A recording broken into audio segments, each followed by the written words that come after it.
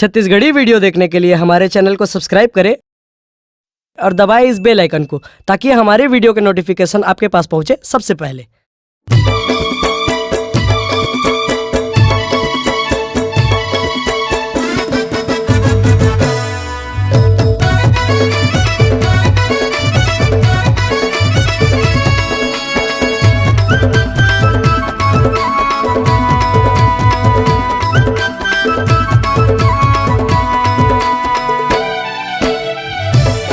जबले तोला देखे मैं वो गोरी,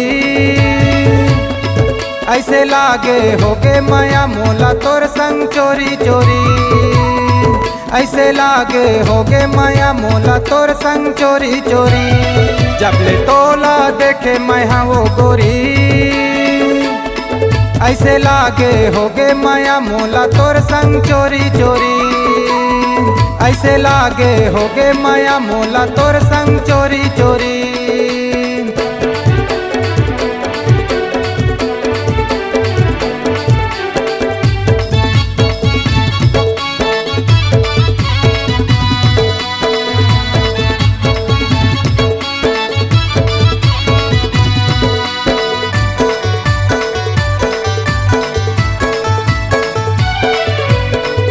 नजर के जादू चलाए होगे मैं तोरे दीवाना।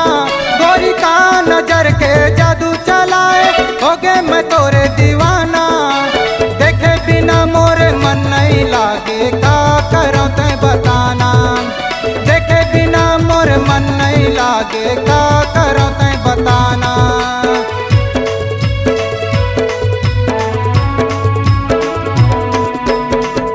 नजर के जादू चलाए होगे मैं तोरे दीवाना।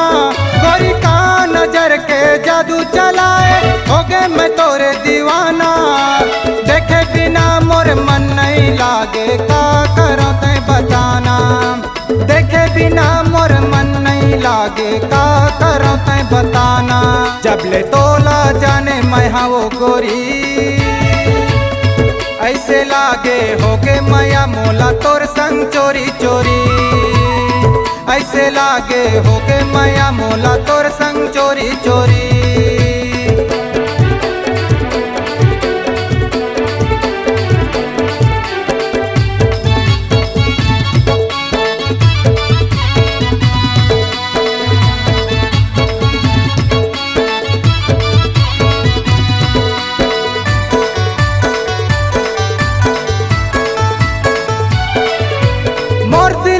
तोला रानी बना हो तोर संग बिहार चाहो।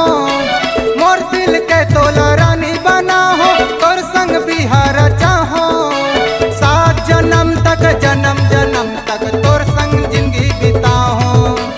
7 जन्म तक जन्म जन्म तक तोर संग जिंदगी बिताओ।